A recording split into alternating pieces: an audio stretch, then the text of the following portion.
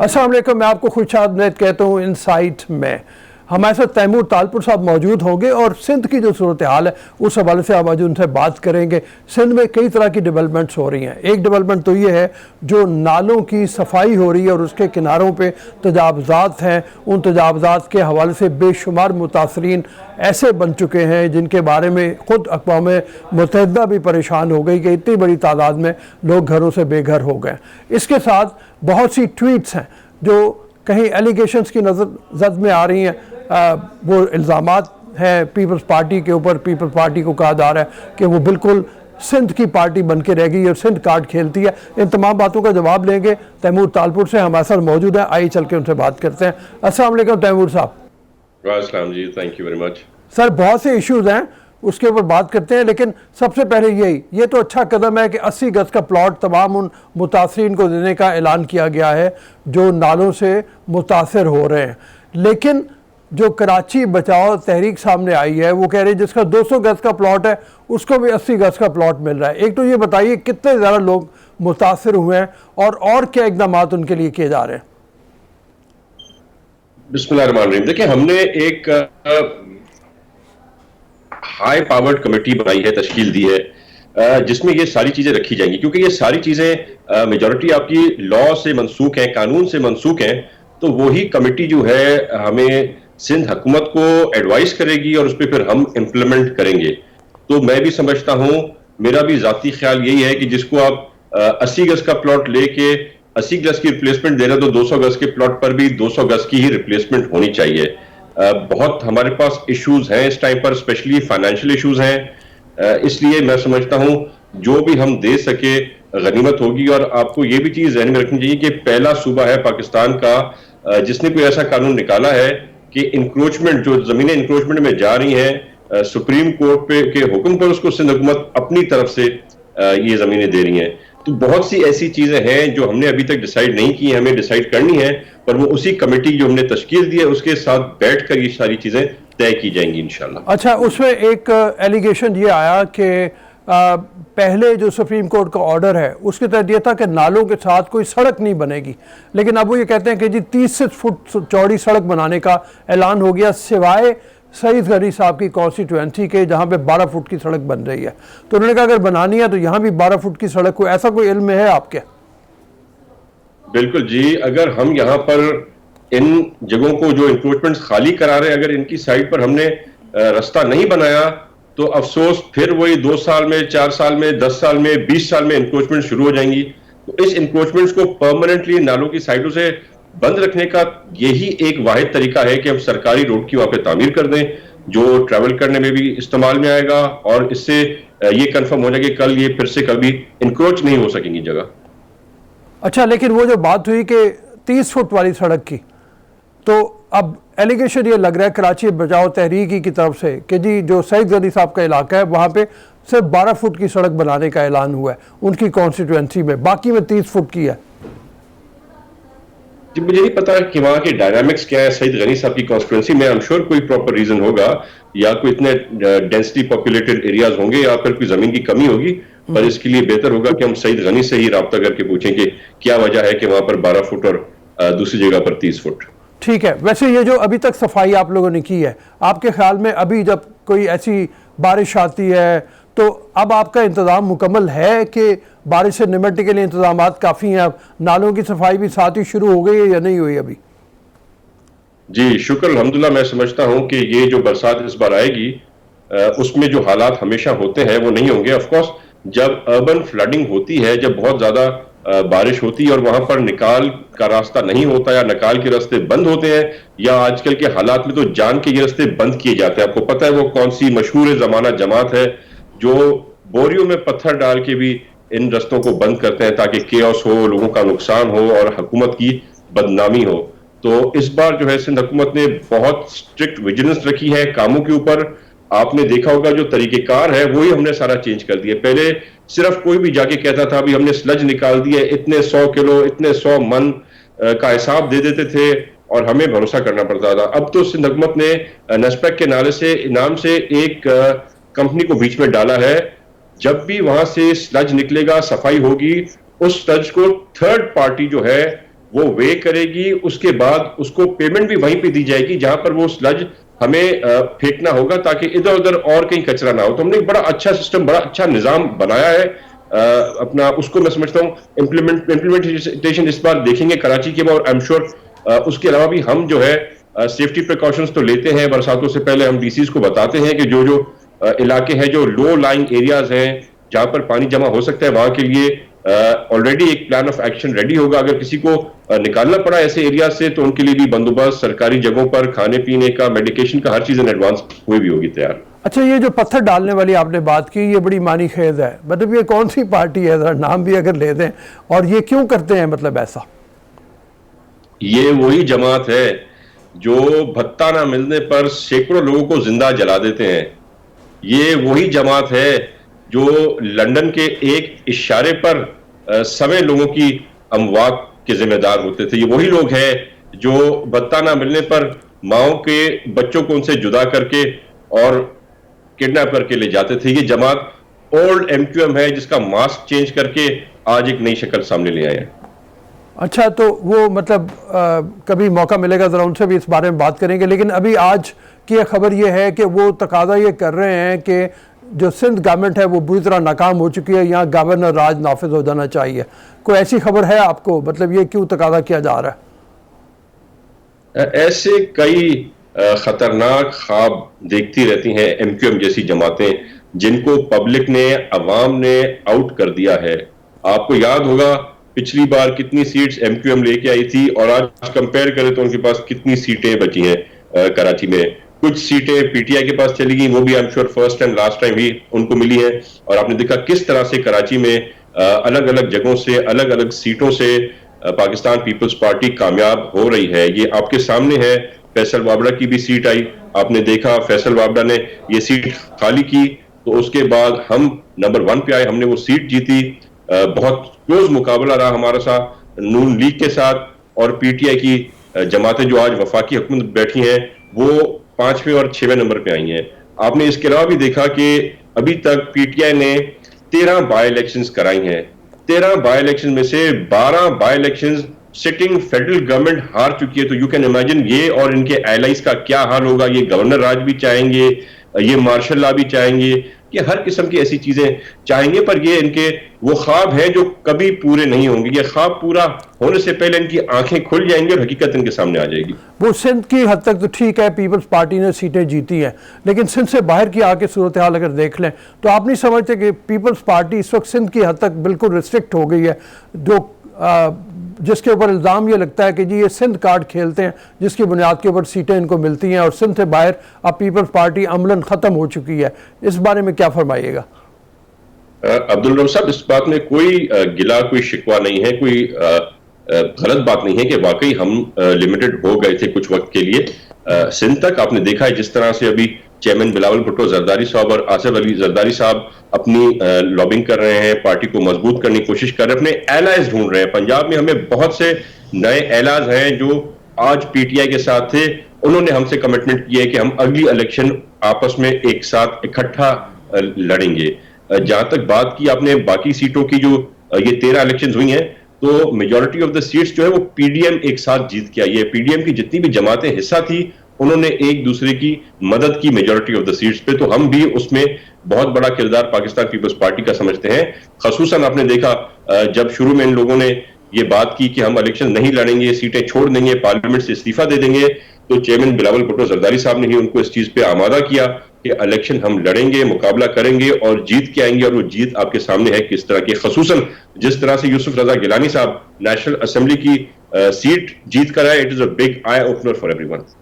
अच्छा, ये फरमाइए, ये मतलब चूंकि मैं ट्वीट्स वगैरह देख रहा हूँ मुख्तलिफ जो आ रही हैं, उसी में एक ट्वीट फवाद चौधरी साहब की है, आज आपने देखी होगी वो। और वो ट्वीट ये है कि आसिफ जरदारी साहब के मुकदमे में, आपने चूँकि नाम लिया तो मेरे जहन में वो आ गया कि उनके मुकदमे में 5,000 अरब का जो पैसा है, डॉलर्स है, उसका मुकदमा है, और उसमें 33 अरब डॉलर रिकवर हो चुके हैं। ये देखिए आपने, मतलब ये कौन से मुकदमे की बात हो रही है और ये क्या रिकवरी की बात हो रही है? ये मुझे हैरत होती है जिस किस्म की बातें इमरान खान समेत उसके काबीना के ये सिलेक्टेड मेंबर्स करते हैं। अगर ऐसी कोई बात कर रहे हैं तो उनको कोई प्रूफ देना चाहिए, कोई रेफरेंस देनी चाहिए, कोई हमें डिटेल देनी चाहिए। कब से ये बातें कर रहे हैं, कौन सी इन लोगों ने बातें की, कौन सी चीज पे अमल किया? प्राइम मिनिस्टर बनने के बाद तो इमरान खान को साइकिल पर पीएम हाउस जाना था, उन्होंने तो मर्सिडीज कार छोड़ के हेलीकॉप्टर इस्तेमाल कर लिए। करप्शन खत्म करनी थी, वो 117 से 124 नंबर पे चली गई। गवर्नर हाउस गिरने थे, दीवारें टूटनी थी, यूनिवर्सिटियां बननी थी। तो इनकी बातें मेरे ख्याल से इन पे जितना कम वजन दे उतना मेरे ख्याल से बेहतर हो। अच्छा, हाँ, बिल्कुल ठीक है। ये फरमाइए कि आज़ाद कश्मीर के इलेक्शन में इस वक्त कैंपेन बिलावल जरदारी चला रहे हैं, यहाँ से आपको उम्मीद है कोई सीटें वीटें आने की? मतलब इस कैंपेन में कितना जोर आएगा, क्या अलायंसेस बना रहे हैं आप लोग? देखिए जी, जिस तरह से हमें रिस्पांस मिला है, जिस तरह से जितने लोगों ने हमारे पाकिस्तान पीपल्स पार्टी के टिकट के लिए अप्लाई किया, जिस वॉल्यूम से, तो हम समझते हैं कि अच्छा रिजल्ट आना चाहिए और पाकिस्तान पीपल्स पार्टी को एक मुनफरिद रिजल्ट मिलना चाहिए यहाँ से। और ऊपर से जो कैंडिडेट्स भी आए हैं, बहुत अच्छे कैंडिडेट्स हैं, पहले भी जीत चुके हैं वो कैंडिडेट्स, और फिर से भी उनके जीतने के आसार इंशाल्लाह हमें नजर आते हैं, अच्छे आसार नजर आते हैं। अच्छा, एक और मैं ट्वीट की बात कर लूँ, जो प्राइम मिनिस्टर के एडवाइज़र एक है, मैं नाम नहीं लेता लेकिन चले गिल साहब का नाम ले भी लेते हैं। वो उन्होंने ये कहा कि बिलावल अनकरीब अमेरिका जा रहे हैं और वहाँ जाके वो नौकरी के लिए अप्लाई करेंगे कि जी मुझे प्राइम मिनिस्टर बना दिया जाए तो मैं आपकी सारी बातें पूरी करूँगा, सारी ख्वाहिशात पूरी करूँगा, और हम ऐसा नहीं होने देंगे। ये भी देखिए आपने। अब्दुल्ला साहब, बातें करने में क्या जाता है, ये समझते हैं कि जिस तरह से ये सेलेक्ट होकर आए हैं, जिस तरह से इन्होंने बार बार इमरान खान ने अपनी जबान से एम्पायर के इशारे का इंतजार किया, हम वो जमात नहीं है। हम वो जमात है जो हमेशा लड़के हमने अपना हक मारा है, हक मांगा है, हमने लड़के अपनी बातें पूरी की हैं, हमने अवाम ने हमें जिताया है, अवाम हमारे साथ है। तो ये जाके भीख मांगी जरूरत इमरान खान को जरूर पड़ेगी, जो अभी उसको जिता के आए हैं उनसे, पर अफसोस के जो इनको जिता के वो भी आज उनसे तंग बैठे हुए हैं, उनकी पॉलिसी से, उनकी इल गवर्नेंस से। ये जो हर बजट से पहले इनके फाइनेंस मिनिस्टर चेंज हो जाते हैं, पंजाब की बात करें तो 7-7, 8-8 बार चीफ सेक्रेटरी और आईजीज चेंज हो चुके हैं, एक दूसरे पर इल्जाम लगाते रहते हैं। बोजदार साहब की क्या रेपुटेशन है वो भी आपके सामने है। तो मैं तो इनको हमेशा यही हिदायत करता हूं, ये रिक्वेस्ट भी करता हूं कि इस मुल्क पर रहम खाएं। ये चीफ सेक्रेटरीज और आईजीज और फाइनेंस मिनिस्टर बदलने से पाकिस्तान के मसले हल नहीं होंगे। पाकिस्तान का तब मसला हल होगा जब ये करप्ट तरीन और ना अहल तरीन इमरान खान इस मुल्क की जान छोड़ेगा और कोई इलेक्टेड लोग आके इसको बेहतरी की तरफ लेके जाएंगे। ये देखिए ना, जिस तरह से इल्ज़ाम लगा देते हैं, मतलब उनके लोग आपके ऊपर के बहुत करप्ट हैं और आप कह रहे हैं जी ये इल्ज़ामात हैं। इसी तरह जब आपने कहा कि इमरान खान करप्ट तरीन है, तो इसका कोई सबूत है हमारे पास? मतलब इसका भी तो सबूत कोई नहीं है। फिर इसका सबूत है कि आपकी वर्ल्ड इंडेक्स पे 117 से 124 नंबर पर आप पाकिस्तान को ले गए। उसका सबूत यह है कि जिसने कहा था कि मैं खुदकुशी कर लूंगा, आईएमएफ से लोन्स नहीं लूंगा, जितना भीख उसने आईएमएफ से मांगी और जित गंदी खतरनाक कंडीशन पे मारी, किसी प्राइम मिनिस्टर ने कभी भी नहीं दी।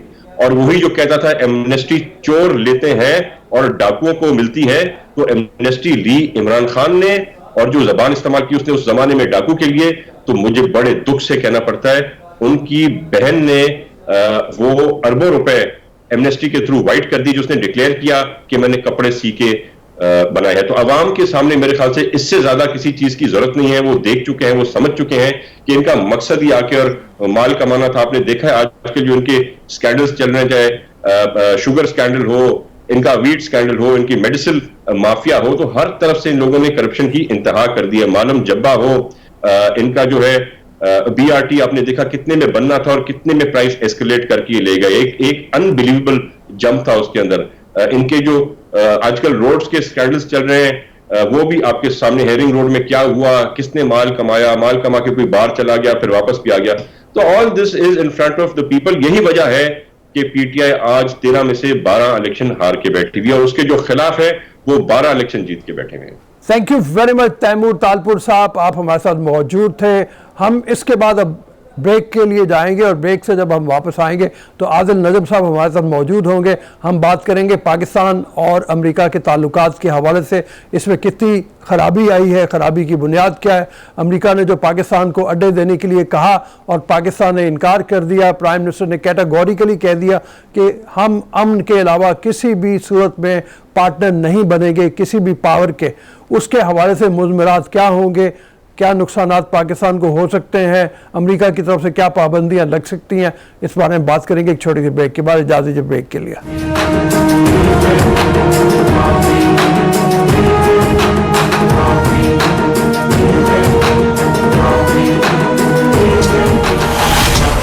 ब्रेक के बाद दोबारा आपकी खिदमत में हाजिर हैं। आदिल नजम साहब अमेरिका से हमारे साथ मौजूद हैं।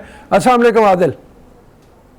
अस्सलाम वालेकुम जी। अस्सलाम वालेकुम। अस्सलाम वालेकुम जनाब, ये फरमाइए कि ये जो इमरान खान ने कह दिया कि हम किसी भी सूरत में पार्टनर नहीं बनेंगे अमेरिका के साथ, ड्रोन के अड्डे नहीं देंगे और वो पार्टनरशिप अमन के लिए तो हो सकती है लेकिन किसी भी सूरत में जंग की किसी भी हिकमत अमली का हम हिस्सा नहीं बनेंगे। उसके बाद फौरी तौर पे रिएक्शन आने शुरू हुए, तो प्रेशर टैक्टिक्स हुए।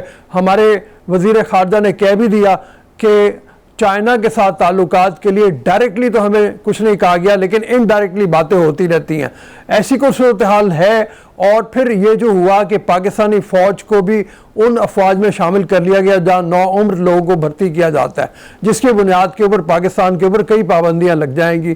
पाकिस्तान को शायद मिलिट्री इक्विपमेंट भी नहीं मिलेगा, ट्रेनिंग के मामले में भी रुकावटें आएंगी। तो इस हवाले से फरमाइए कि और क्या कुछ होने जा रहा है, क्या गुस्सा पाया जाता है अमेरिका में बहुत ज़्यादा इस हवाले से? देखिए, जब हम बात करते हैं ना मुश्किल फैसले लेने की या एक पॉलिटिकल स्टैंड लेने की, तो वो इसीलिए मुश्किल होता है कि उसके बाद प्रेशर आता है। और खुसूसन अगर मुल्क जो है, जो ममालिक जो हैं वो इक़्तिसादी तौर पे कमज़ोर हों, सियासी तौर पे उनके बहुत ज़्यादा पार्टनरशिप्स ना हो तो ज़्यादा प्रेशर आता है और उनकी जो क़ुव्वत बर्दाश्त है प्रेशर की वो भी कम होती है। तो कहने का मकसद ये है कि प्रेशर तो आएगा। जब आप सख्त फैसला करेंगे तो या वाज़ेह फैसला भी करेंगे तो प्रेशर आएगा। यकीनन अमेरिका की तरफ से एक सो कॉल्ड रोल है जो वो पाकिस्तान का अदा करना चाहते हैं और वो रोल जो है वो बेसिकली या तो चौकीदार का है अफगानिस्तान में या डाकिए का है कि तुम हमारी तरफ से तालिबान पे जो है उनको लेवरेज करो, उनको प्रेशर करो। और वो दोनों रोल जो हैं, वो पहला रोल पाकिस्तान करना नहीं चाहता और नहीं करना चाहिए, बिल्कुल नहीं करना चाहिए। और दूसरा रोल जो है वो पाकिस्तान कर नहीं सकता, क्योंकि ऐसा नहीं है कि तालिबान को आप कहेंगे खड़े हो जाओ तो खड़े हो जाएंगे, बैठ जाओ तो बैठ जाएंगे। ऐसी तो पाकिस्तान के पास या किसी के पास भी अगर अमेरिका 20 साल में उनको नहीं काबू कर सका तो ये एक्सपेक्ट करना कि पाकिस्तान करने का is wrong. Now pressure will come, और प्रेशर जो है उसकी बुनियाद सिर्फ अफगानिस्तान नहीं है, जैसे आपने बिल्कुल वाजे कहा, उसकी दूसरी बुनियाद चीन है। और एक तरह से अभी तो अमेरिका से प्रेशर आता है, कई बार मुझे डर लगता है कि अभी चीन से भी प्रेशर आएगा।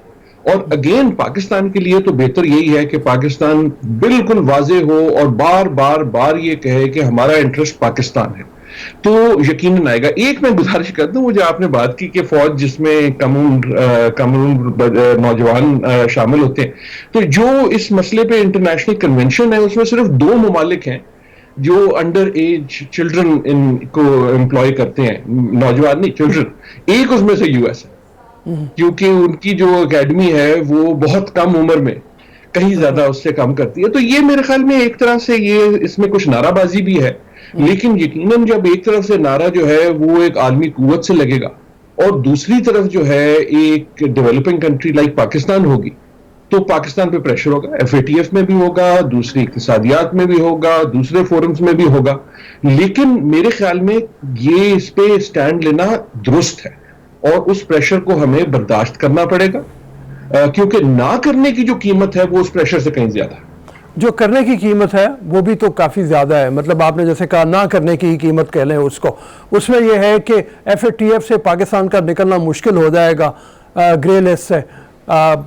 उसके नतीजे में IMF से जो मुज़ाकरात हैं, जो तातुल का शिकार हैं, उसका प्रेशर आएगा। उसके नतीजे में वर्ल्ड बैंक या दूसरे इदारे जो हैं वो आएंगे, उनकी तरफ से इमदाद का सिलसिला बंद होने का है। और क्या मतलब आप समझते हैं खुद अमेरिका की तरफ से ऐसी क्या बंदिशें हो सकती हैं? देखिए, दो किस्म की बंदिशें हो सकती हैं, एक डायरेक्ट हो सकती हैं, एक इनडायरेक्ट हो सकती हैं। डायरेक्ट जो है वो ये है कि जनाब जो आपको एड मिलती है, जो फौजी एड मिलती है या सिविलियन एड मिलती है, वो कम हो जाए। और उसमें एक तरह से हमें ये भी याद रखना चाहिए कि वो ज्यादा है भी नहीं, वो तो पहले ही कम होती आई है ना, और is at a pretty low level. So इस पर जो आपके डायरेक्ट एड किसी भी किस्म की है वो कम हो सकती है। दूसरा ये है कि जो आपकी जिस तरह जो इनडायरेक्ट प्रेशर है, जिस तरह का आपने जिक्र किया, FATF हो या वर्ल्ड बैंक हो या IMF हो, उस पे असर हो सकता है। लेकिन ये भी याद रखें कि उस पे असर होने के लिए अमेरिका को अपने साथ बाकियों को भी मिलाना पड़ता है। और यकीनन इस वक्त अनफॉर्चुनेटली और भी ऐसे ममालिक हैं, खुसूसन हमारा हमसाया हिंदुस्तान, कि जो इसको एक वेलकम अपॉर्चुनिटी तस्वर करते हुए अमेरिका के साथ वैसे भी वो उसके कुर्बत में आ रहा है, लेकिन एक तरह से एक प्रेशर ब्लॉक अगेंस्ट पाकिस्तान जो है वो मुस्तहकम हो जाएगा। लेकिन बावजूद इसके मैं अगेन ये कहूंगा कि ये भी याद रखें कि ये वाली जो इनडायरेक्ट है, इसमें एक प्लेयर नहीं होता। ये वो दुनिया नहीं है जिसमें अमेरिका वाहिद सुपर पावर है। उसमें चीन की भी आवाज है, वो कितनी आवाज उठ सकती है, पाकिस्तान अपनी डिप्लोमेसी दूसरे ममालिक के साथ बेहतर कर सकता है या नहीं, लेकिन वहां से भी प्रेशर आएगा। एक तीसरा प्रेशर है मेरे ख्याल में जो बड़ा अहम है और वो भी सोचना चाहिए, वो ये कि हमारे अमेरिका से चाहे एड के ताल्लुकात बहुत कम हो चुके हों, लेकिन एक तरह से इन 70 सालों में एक दूसरी किस्म की जो हमारी एक कुर्बत है वो बहुत ज्यादा है। For example the number of Pakistani मेरे जैसे जो अमेरिका में बैठे, राइट, जो नंबर ऑफ पाकिस्तानी जो बैठे हैं, चलो वो तो है, लेकिन जो अमेरिका पढ़ना चाहते हैं, जो एक जिसकी वजह से एक वीजा रेजीम इंपॉर्टेंट हो जाती है, तो उसमें भी प्रेशर आ जाएगा। इस वक्त भी अगर आप अमेरिकन वीजा लेने जाएं इस्लामाबाद में, तो आपको जो तारीख मिलेगी वो 1 साल बाद की मिलेगी। कहने का मकसद ये देखिए, जब मुश्किल आती है या जब आपको स्टैंड लेना होता है तो वो प्रेशर लेने होते हैं। आई डू थिंक कि इनको अंडरमाइन नहीं करना चाहिए, लेकिन ये ऐसे प्रेशर नहीं है कि जिससे पाकिस्तान बैठ जाएगा। अगर अमेरिका को भी ये जाहिर हो जाए कि पाकिस्तान मुस्तहकम है अपनी इस राय में, तो शायद वो प्रेशर खुद ही कम हो जाए। ठीक है, ये फरमाइए, कल बगराम एयरबेस से अमेरिका ने फाइनली गुड बाय कह दिया, वो हवाले कर दिया। सूरत हाल वहाँ की है कि बिगड़ती चली जा रही है, मिलिशिया इकट्ठी हो रही हैं मुख्तलिफ रशीद दोस्तम के अंडर और मुख्तलिफ ग्रुप्स के अंदर, अहमद शाह मसूद के बेटे के अंडर, और उसके साथ साथ तालिबान की पेशकदमी जारी है। सूरत हाल ये लगता है कि कहीं सिविल वॉर की तरफ ना चली जाए, और अगर ऐसी सूरत हाल होती है तो पाकिस्तान के ऊपर प्रेशर और ज़्यादा बिल्ड होता है। या अगर तालिबान कब्जा कर लेते हैं काबुल के ऊपर आके, जो पाकिस्तान आज भी कह रहा है कि हम नहीं चाहेंगे कि इस तरह से कब्जा हो जाए, और अगर कब्जा हो जाता है तो पाकिस्तान को उनको रिकग्नाइज करना पड़ता है। इस सूरत में प्रेशर किस तरह का होगा? फिर अमेरिका जो है वो तो नहीं चाहेगा कि ये हो। जी रऊफ साहब, आपने बहुत इंपॉर्टेंट बातें की सारी की सारी। पहली तो मेरी गुजारिश ये होगी कि हम जो है सिविल वॉर की बात अभी भी कर रहे हैं कि एज इफ हो जाएगी, तो मेरा तो गुजारिश ये है कि सिविल वॉर तो है जो हम देख रहे हैं। अगर ये सिविल वॉर नहीं है तो सिविल वॉर क्या होती है? ठीक है। और एक तरह से तो आप कह सकते हैं कि पिछले 20 नहीं, जब तक सोवियट्स हैं तब से जो अफगानिस्तान है वो सिविल वॉर की हालत में है, और अब सिविल वॉर बढ़ गई। और अब तो खदशा, मेरे ख्याल में खदशा क्या, तकरीबन यकीन है, इसमें खदशे की बात ही नहीं है कि ये जो सिविल वॉर की कैफियत है ये एस्केलेट होके अगले दर्जे पे पहुंचेगी। अगर कोई रिस्ट्रेंट है तो वो तालिबान के हवाले से ये है कि उन्होंने जो सो कॉल्ड डील की थी अमेरिका और तालिबान की, उसमें वो मोहलत दे रहे हैं कि अमेरिका जो है वो इस तस्वीर से निकल जाए बिफोर दे एस्केलेट। और उनकी एस्केलेशन के साथ जो काबुल की हुकूमत है गनी साहब की, उनके पास कोई चारा नहीं रहेगा बजाय इसके कि वो भी एस्केलेट करे, कि जो एक इतनी बड़ी अफगान फौज बनी थी that will come into utilization, और फिर वो सिविल वॉर सिर्फ नहीं, वो वॉर हो जाएगी। और जितनी देर वो चलेगी, इसके दो किस्म के जो मलबे हैं तो यकीनन पाकिस्तान पे पड़ेगा, लेकिन दो किस्म के और दो कैफियत के हैं। एक ये है कि अगर सिविल वॉर रहती है और ये काबुल जो है उस पर मुहासरा होता है, दूसरे शहरों पे होता है, और वो प्रोलॉन्ग होती है, तो उसका जो एक जो मलबा है वो मुख्तलिफ किस्म का है। और अगर एक गवर्नमेंट कोलैप्स कर जाती है और किसी तरह से किसी किस्म की इंटरनल एग्रीमेंट नहीं होती है अफगानिस्तान में, जिसमें तालिबान भी शामिल हों, जिसमें गनी साहब भी शामिल हों, या कम से कम अब्दुल्ला साहब शामिल हो, और कोई एक इंटरिम गवर्नमेंट बन जाए जिसकी इस वक्त सूरत हाल कम नजर आ रही है, तो उसका जो मलबा है वो फर्क किस्म का है। एक मलबा जो है, जो हम वाकिफ है तारीखी तौर पर, देखे ना, एक तो वो रेफ्यूजीज की सूरत में आ सकता है, दूसरी वो एक्सट्रीमिज्म की सूरत में आ सकता है, तीसरा वो पाकिस्तान पे हम बात करते हैं ना, कई बार अमेरिका बात करता है कि यार तुम तालिबान पे लेवरेज डालो, उन पे जोर डालो, तो हम जोर डाल सके या ना डाल सके, वो जब हम पे जोर डालेंगे तो वो कैसे डलेगा, वो तो धमाकों की सूरत में डलेगा। और आखिरी जो एक और किस्म की इसमें लेवरेज जो सूरत हाल आती है, वो जिस तरह की आपने बात की कि अगर एक हुकूमत इस किस्म की आती है जो बहुत ज्यादा तालिबान डोमिनेटेड हो, उसको तस्लीम करना ना तस्लीम करना, अमेरिका वहां बैठ के करे या ना करे, वो बड़ी मुख्तलिफ सियासत है। आप तो बिल्कुल साथ हैं, और एक तरह से शायद आप पे ये प्रेशर भी हो अमेरिका की तरफ से, दूसरे ममालिक की तरफ से, कि यार किसी ने तो इनसे बात करनी है, तो वो तुम कर लो। एक आखिरी अगर एक जुमले की और इजाजत दें, मैं ये बार बार कहता हूं, मैं इसमें पेशेंट कोई नहीं है, because I do not know, लेकिन ये तस्वर करना कि अगले साल 1.5 साल में जो कुव्वतें हैं उनके वही नाम रहेंगे जो आज हैं, आई थिंक खाम ख्याली है। अभी हम तालिबान की बात कर रहे हैं, लेकिन आपको याद है कि जब सोवियत निकले अफगानिस्तान से, तो तालिबान नामी चीज तो कोई नहीं थी, कोई भी नहीं थी, बिल्कुल सही है, वो फॉर्म हो गए। जब अमेरिकन आए अफगानिस्तान में, तो आईसिस नामी चीज कोई नहीं थी। अभी तो हम अफगानिस्तान, काबुल और तालिबान की बात कर रहे हैं ना, अभी तो ये देखना है कि जो आईसिस और दूसरे ग्रोह हैं अफगानिस्तान में, वो किस सूरत में सर उठाएंगे, और कौन सी नई ऐसी फॉर्मुलेशन होगी जिसका शायद कोई नया नाम होगा जो अभी इजाद भी नहीं हुआ, और क्या वो ज्यादा एक्सट्रीम होगी, क्या वो कम एक्सट्रीम होगी। सो जो अनसर्टेनिटी और एनार्की है, असली जो मसला है, वो अनसर्टेनिटी और एनार्की है, जो अब ये तय है कि इट विल इंक्रीज।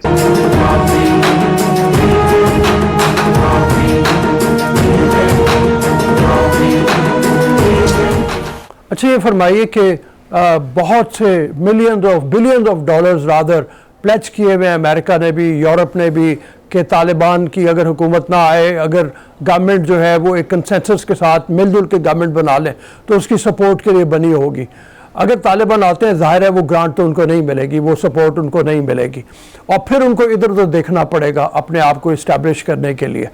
तो आपने एक बात तो सूरत हाल बताई कि एक तरीक़ेकार ये हो सकता है कि तालिबान की हुकूमत आ जाए, जिसके चांसेस काफ़ी ज़्यादा लग रहे हैं कि काबुल पे उनका हमला होने वाला है, और काबुल पे उनका हमला होता है तो देखिए ना, इस वक्त 125 से ज़्यादा ज़िले ऐसे हैं जिनके ऊपर उन्होंने कब्जा कर लिया और सरेंडर कर दिया अफगान फोर्सेज ने, उन्होंने लड़ाई भी नहीं की। तो यहाँ पे भी अगर वो आते हैं तो मेरे ख्याल में लड़ाई के बगैर ही सरेंडर होगा, बहुत कम लड़ाई होगी, शायद ऐसी सूरत हाल होती है। तो ये बड़ी पेचीदा सी सूरत हाल, कॉम्प्लेक्स सी सूरत हाल बनने जा रही है, और इस कॉम्प्लेक्स सूरत हाल में फिर पाकिस्तान के लिए आपकी बात जो मैं समझा वो ये है कि अमेरिका कहे कि अच्छा भाई इनके साथ बात करने के लिए कोई मौजूद हो, जो और कोई नहीं तो कम से कम आईसिस को कंट्रोल करे, जो इस तरह के दूसरे ग्रुप्स हैं उनको कंट्रोल करे, और एक ऐसी गवर्नमेंट बना लें जो दूसरे मुल्कों की तरफ और ख़ासतौर पर अमेरिका की तरफ कोई ऐसे अज़ाइम न रखे जो ख़तरनाक हों।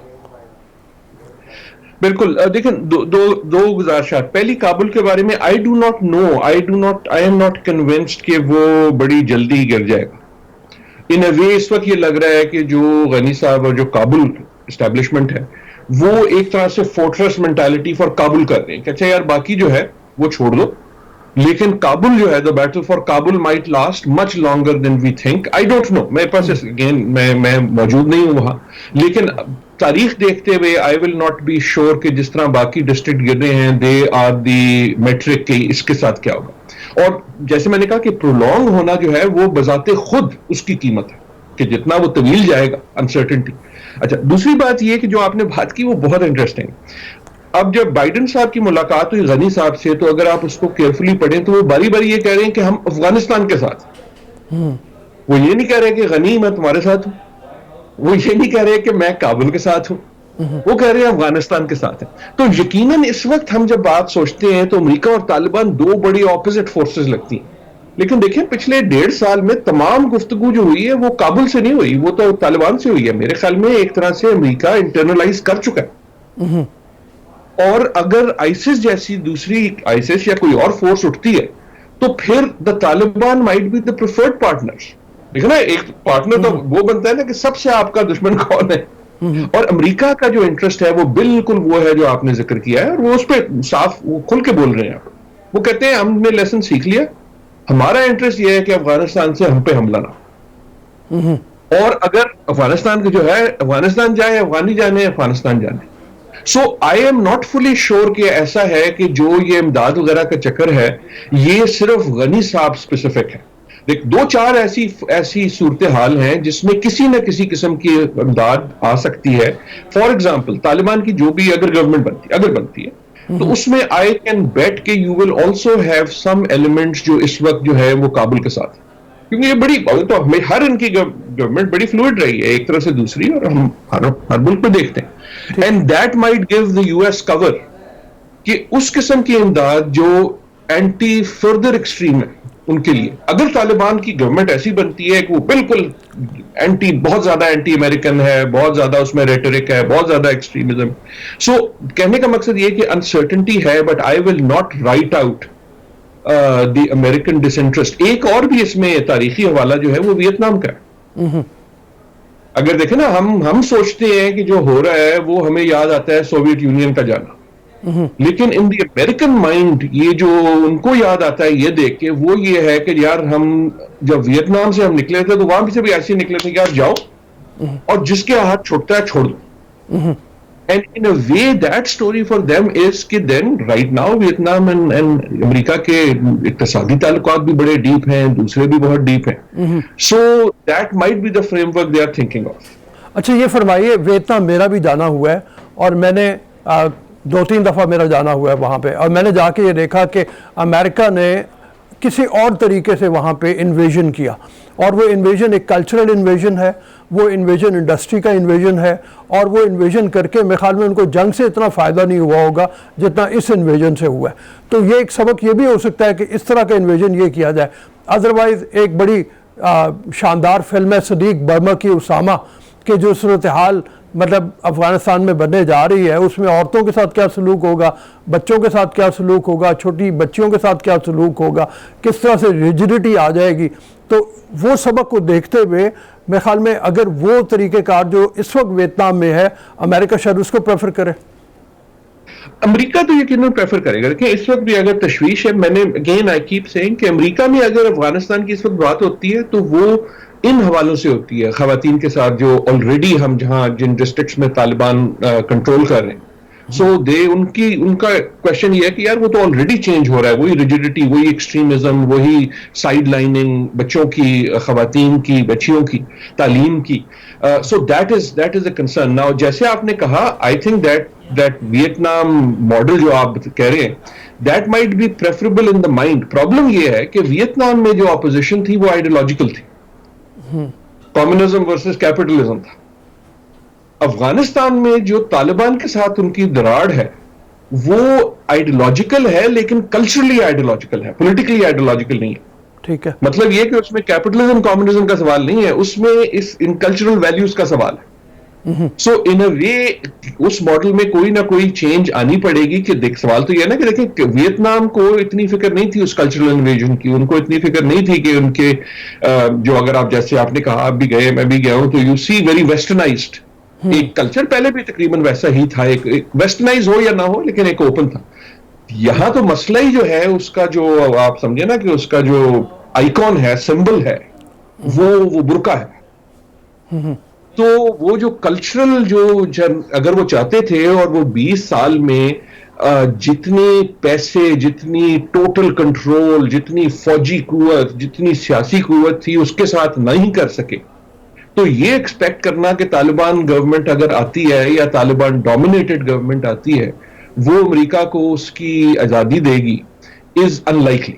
लेकिन यू मे बी राइट कि ये 20 साल बड़ा टाइम होता है। जो आज के तालिबान है, ये इनमें से ये वो तालिबान नहीं है जो वो थे जो जब वाले तालिबान जब अमेरिका आया था। देखो ना, वक्त बदल जाता है। जी जी, जिस तरह अमेरिका वो तो अमेरिका नहीं है जो उसामा बिन लादेन के पीछे अफगानिस्तान आया था, ये तालिबान भी वो तालिबान नहीं है। I again come back to my point कि आई डू नॉट नो कि नई सूरत हाल में दूसरी कौन सी फोर्सेज होंगी, और हम अगर सिर्फ फोकस करेंगे तालिबान और अमेरिका पे, we are missing out on the fact कि इस 20 साल में political landscape in Afghanistan has also changed, and again I would be betting कि other groups are going to come up जो इस eventually इस political dispensation का हिस्सा होंगे।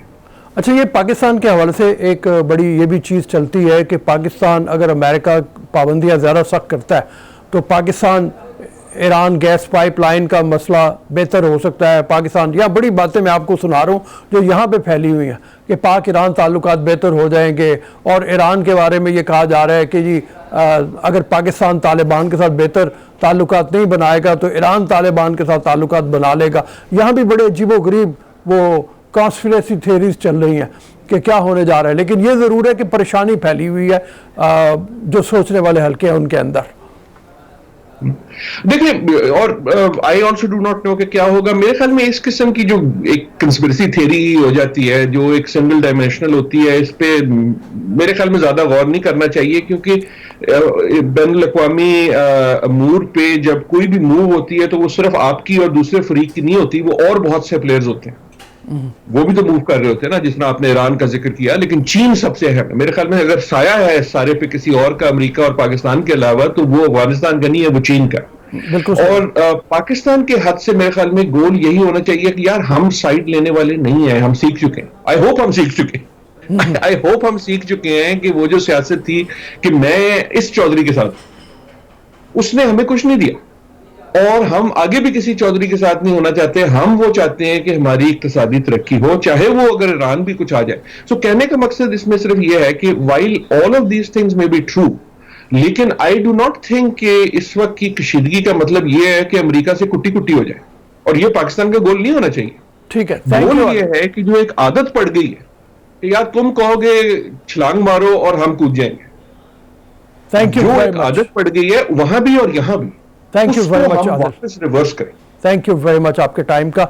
आपने बड़ी अच्छी गुफ्तगू की, बहुत कुछ बताया खुल के, और मैं ख्याल में इसी पे एंड कर। पाकिस्तान को ये नहीं करना चाहिए कि अगर अमेरिका कह दे कि कूद जाओ तो कूद जाओ, अपने पैरों पे खड़ा होना चाहिए, और अपने पैरों पे खड़ा होने का सबसे बेहतर तरीका यही है कि मुआशी तौर पे अपने आप को इतना मुस्तहकम किया जाए कि किसी के आगे भीख का कशकोल लेके जाना ना पड़े।